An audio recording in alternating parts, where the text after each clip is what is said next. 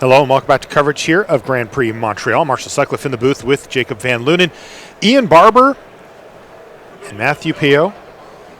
12-2 versus 11-3. So we'll see what happens here. You got to figure that if Matthew wins his, that he should be in. Mm-hmm. Barber, though, not in such a luxurious position. Now, this is that same deck that we actually got to watch Ian draft, right? The Is It deck, probably? Yeah. Okay. Got the deck list in front of me. Let's see if he ended up going for any of those white cards.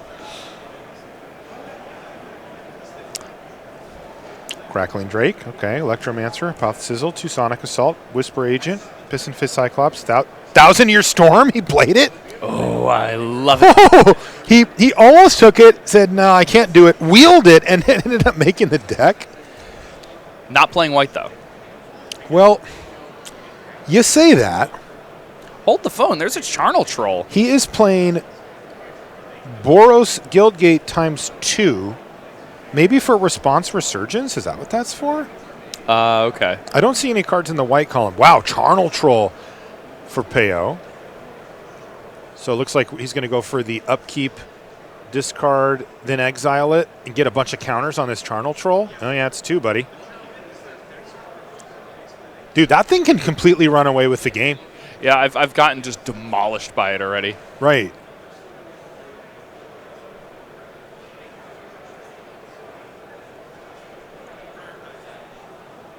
Oh, Blowout City. Yeah, this is really rough for Matthew Pio. This is kind of the downside to it. Now, at the end of the day, he's losing a card, a bunch of tempo. He can't replay the creature. It's a major setback. Yeah, 2 turns worth of mana use. Losing a card to having to discard it. Also, Ian only paid 1 mana for that disappearance there, thanks to Goblin Electromancer.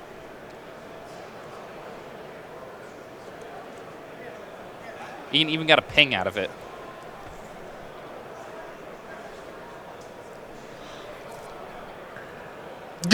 Oh, man, Nullhide Ferox is the follow-up for Peo.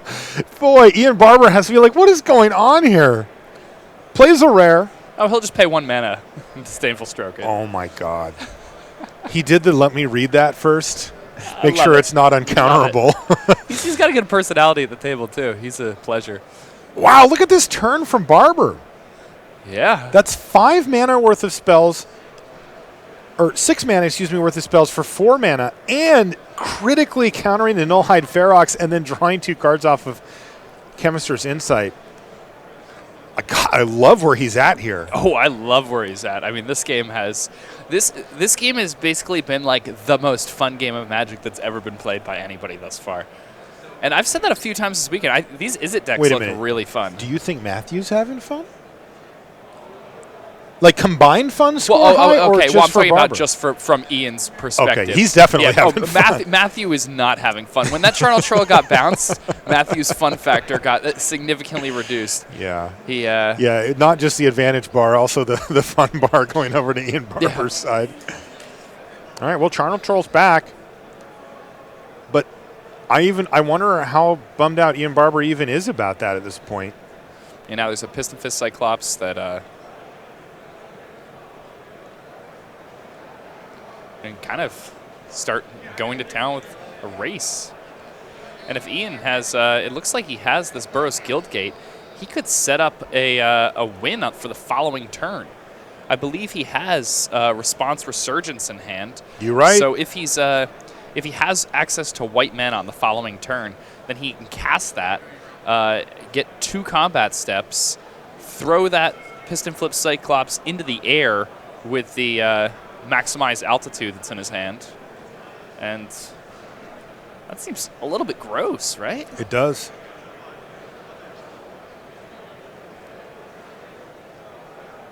Looks like he's going to take a little bit slower of a route here, respecting the Charnel Troll quite a bit and making sure that his Command the Storm gets its value, while the shields are relatively down here for Matthew.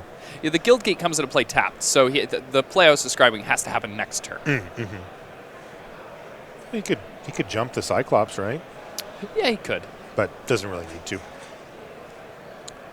An interesting choice there from Ian, though, because he could have actually waited until Matthew's Oh, no. I guess there's a Ferox in the graveyard, so there's really no value in waiting. Yeah, he would have get the first one for free there for Peo.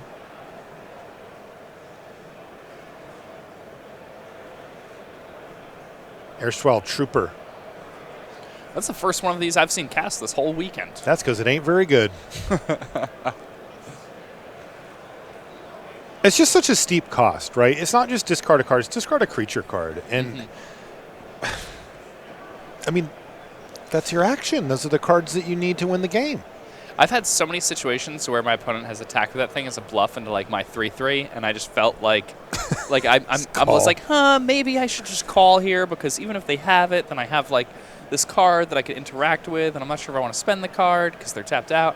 I'm like, yeah, I'll just block, and then they just bin it, and I'm like, okay. Yeah. That resolves. Yes, this game's over, by the way.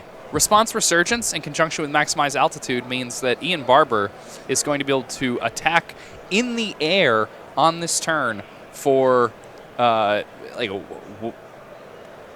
damage or 10 damage, and he'll also get multiple field triggers. GG? Yeah, I believe that's in the business. We call that GG. Yeah. Pretty cool. Yeah, that's a business term. And Ian Barber is all business this game. He has calmly worked his way through Charnel Troll twice, Nullhide Ferox as well. The only card that's really been able to stick on the battlefield so far has been a lowly 1/3 for Peo, which has yet to really do much. So can I say that this is the best Goblin Electromancer I've ever seen in a game of Limited? You can say that. No. I hope it's true. You wouldn't lie to our listeners, though, or viewers. Never. And there it is. Resurgent. Creatures you control gain first strike and vigilance, and then you get an additional combat step after this one. Should be plenty enough. Oh, yeah. Well, it only costs 4. Right. Obviously. Oh. Yeah, he can cast it post-combat. Oh, okay. Sure.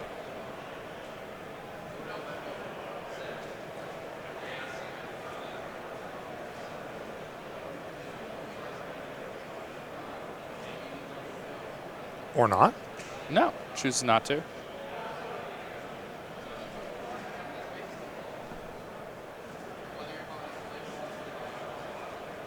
He's playing around this, but would he have won anyway?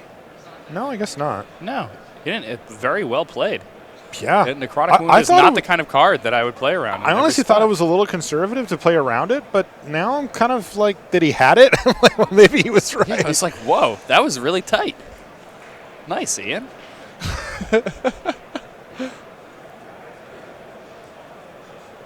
Still feel like he's going to be able to win the game here next turn, though, right?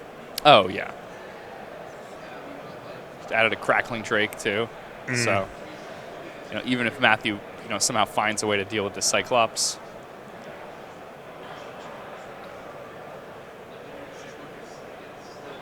Well, Matthew's just dead to that Maximize Altitude in the graveyard. That is 5 damage in the air. So Peo really needs to deal with his Cyclops. If he can, he could prolong this game a little bit, but with what Ian drew, it wouldn't matter. But as it turns out, the writing in the graveyard, and that means that we're going to go to game number 2. So Ian Barber picks up game number 1 in impressive fashion, I have to say. Yeah. He played that well. It was also a good draw. He had all the right answers. And that just looked like a beating, right? Look, both you and I are pretty low on Golgari. In fact, about as like 5 out of 5, bottom of the barrel, worst of the guilds. I agree with that, yeah. Yeah, and we got to see one of the reasons why their impactful cards weren't that impactful, and the Izadek just had his way with them easily there. And he cast a rare and a mythic rare in the first 4 turns of the game. Yeah. Didn't even matter. He just got, one common unexplained disappearance dealt with, one of the better on-color rares you could have as a Golgari player. Mm-hmm. Yeah, and the Nullhide Ferox didn't even get to hit the battlefield because of a counterspell. Mm-hmm. Which Ian only paid 1 for. Ian, though, I think he deserves a lot of credit for that game. I think it's pretty hard in that game to not just go for it there. I guess he has his opponent's deck list, right, which changes things. They were the featured draft, so he knows that his opponent has access to that necrotic wound. But in a situation, especially a situation where you wouldn't have had the deck list, when you've just got the win on the board like that and your opponent only has one open mana, Well, I find that it's pretty difficult to not just go for it. I agree. Right? And let's be fair here. Even if he had gone for it, it's not like he gets blown out there. Oh, yeah. It was only -2/-2 from the necrotic wound, so the Piston Fist Cyclops would survive. It just wouldn't have been lethal. But Ian said, what's the point? I can spend my mana to cast this Chemister's Insight. I've got the win already locked up without casting Resurgence for next turn. What could go wrong? The classic question, and turns out nothing.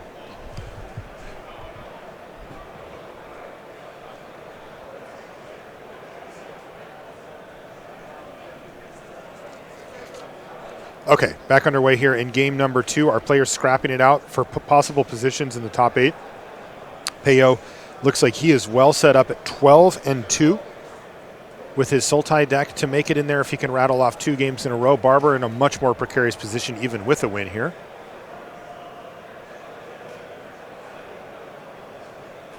Vidalcan Mesmerist is the first play of the game for Barber. Yeah, I mean, it's a 2-power creature that costs 2 mana. Sometimes that's what you're in the market for. Ocarina Assassin now for Matthew Peyo. Grin Assassin, a card that works really well in these types of decks. I like it both in the green, black, white decks and in the green, black, blue decks. Works so well with pump spells.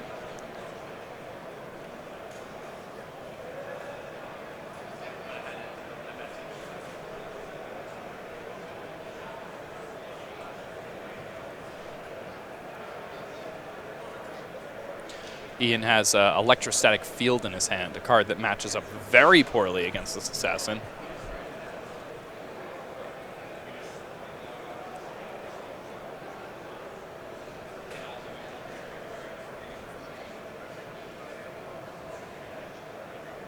All right. Banneret's going to trade off for the assassin. They both seemed okay with that interaction.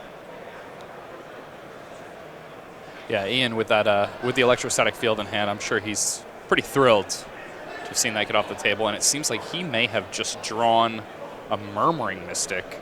Now, especially excited that the assassin's no longer something that he might need to deal with. Oh, it could have been a monument too. Looks fine here. Yeah. Looks great. Ian has a lot of jumpstart spells that are gold. Oh, Prey Upon, though, while the shields are down. That's going to take out the lesser of the 2 threats from Ian Barber's side. But wait, there's more. Capture Sphere. Matthew's deck's pretty boom, cool. Passwall Adept in there. Yeah, now that we get to see a few blue cards here, things are starting to look kind of cool for Peyo. He's now got the board all cleared up. Also, Matthew may just want to be filling his graveyard with creatures. I think there's a Molder Hulk lurking in his hand.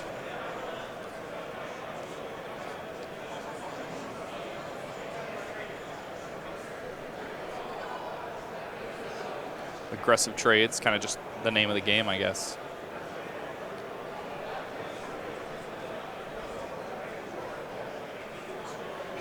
Oh, no, there's that Airswall Trooper again, though.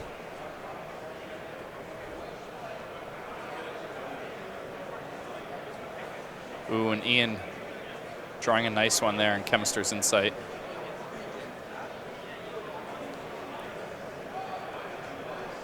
And he's going to cast this main phase, and that probably tells Matthew that Ian does not have a 5th land. Mm-hmm. Does now. Yes, he does.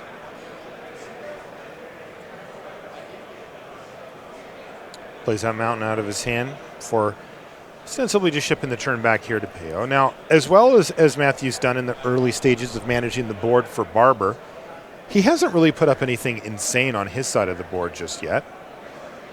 And he's getting a little low on gas with just 2 cards left in his hand.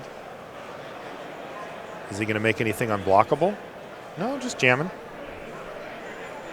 So Barber's going to take the safer route here and just block a creature that can't get pumped with his electrostatic field, but it's only 2 damage it gets through from the Trooper.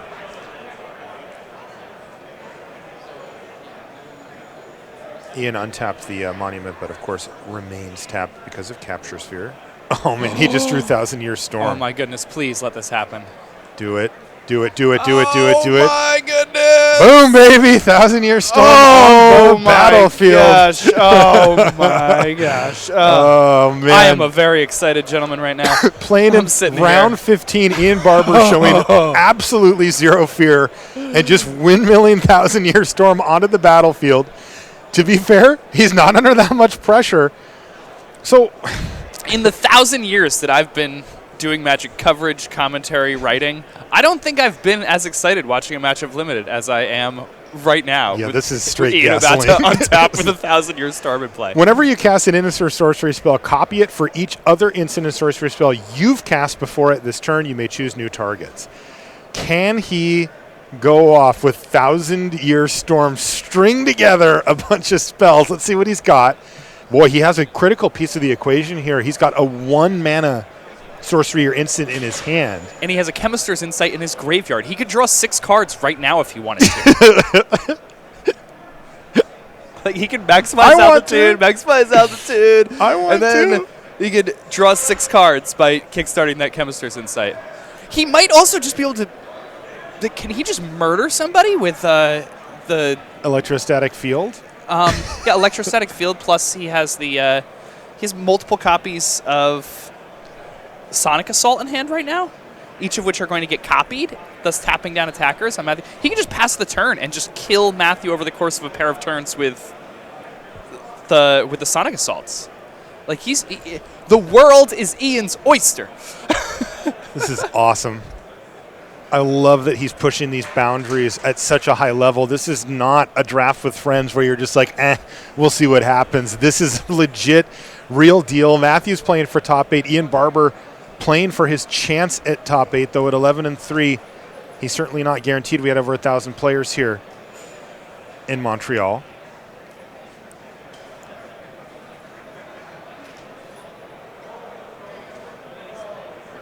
Okay, well, he's going to draw 2 here. Okay.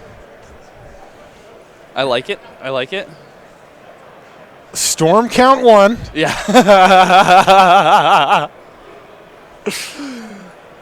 I assume we're just going to see a copied Sonic Assault. Sonic tap Assault. down the attackers. That's right. That's, also a Lava X.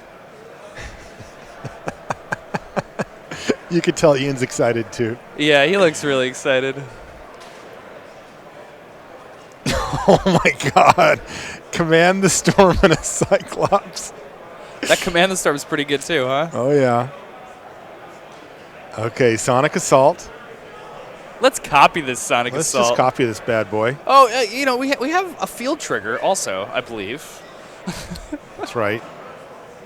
Though it won't trigger for the copies, right? You have to cast the spell. You need to actually cast the spell. Yeah.